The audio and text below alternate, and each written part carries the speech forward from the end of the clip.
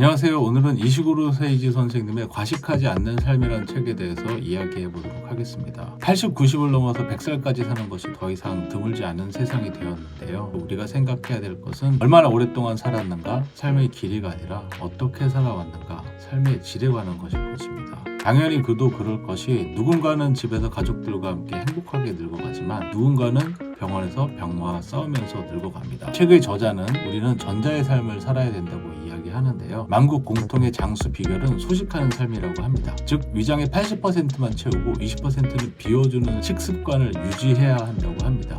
이렇게 하지 않을 경우에는 비위, 췌장과 연결된 소화액이 나오는 소화기관이 손상될 수가 있다고 하고요. 뿐만 아니라 여러 가지 기관과 영양 그리고 대사체계에 문제를 일으켜서 결국 그것이 병으로 발전을 하게 된다고 합니다. 책에서는 여러 가지 장수와 관련된 비결들을 소개해주고 있습니다. 예를 들면 비타민이나 영양제를 먹는 것보다는 유기농 채소와 과일을 먹는 것이 낫다. 단백질을 여름날 햇볕 아래에 놓아두면 상이 가듯이 체내에서 오래 머무르고 있는 단백질은 결코 몸에 좋지 않다. 육류와 고기 중심의 식사 습관을 벗어나서 곡식과 채소, 야채 중심의 식사 생활을 즐겨야 한다.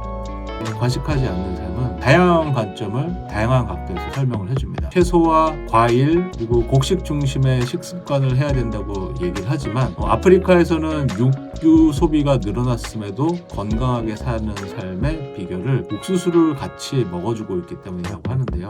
물론 이 옥수수는 옥수수 전분가루가 아니라 생옥수수를 삶은 것을 이야기하는 겁니다. 이렇듯 우리 모두가 각자 처한 상황이 다르고 다른 환경에서 살아갈 수 있음을 잘 이해하면서 그 다른 상황에서 선택할 수 있는 여러 가지 선택지를 일목요연하게 한 가지 주제, 어떻게 하면 건강한 삶을 살 수 있는가, 이 테마 안에서 잘 설명해주고 있습니다. 이 책의 좋은 점은 단순히 기계적으로 영양소와 식습관에만 집중하는 것이 아니라 생활 태도적인 측면에서 어떻게 살아가야 될 것인가를 설명해주고 있다는 것이 아닐까 생각을 합니다. 예를 들어서 세계적으로 건강한 사람들이 많이 모여있는 지역을 블루존이라고 하죠. 이탈리아, 일본, 그리고 미국 캘리포니아 이런 여러 가지 지역들을 블루존이라고 얘기하는데요. 그 블루존의 공통적인 생활 습관을 설명을 하면서 소식을 한다.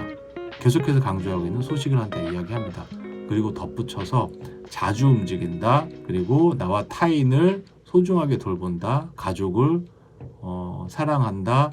신앙의 공동체에 속해서 살아간다. 이런 여러 가지 생활 태도적인 측면도 잘 다뤄주고 있는 책이 이 책입니다.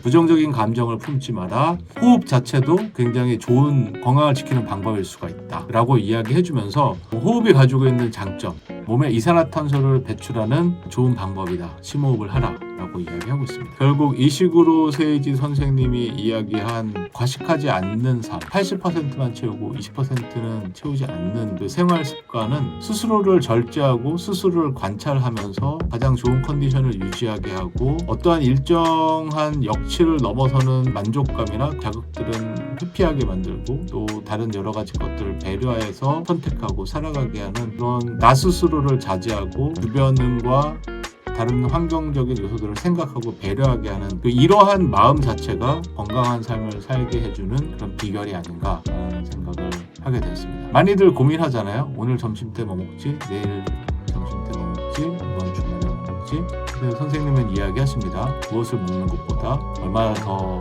자주 먹는 것보다 중요한 것이 어떻게 먹고 어떻게 건강한 상태를 유지하고 어떻게 소화하는 시간과 먹는 시간을 분리를 하고 내 몸이 쉴 수 있는 시간을 충분히 확보를 하고 그렇게 내 몸의 컨디션을 잘 관리를 해서 더 기분 좋게 살아갈 수 있는가. 먹는 걸로 고민을 해본 당신을 위한 책, 그러면서도 건강한 삶을 살아가길 원하는 당신을 위한 책, 과식하지 않는 삶이었습니다. 감사합니다.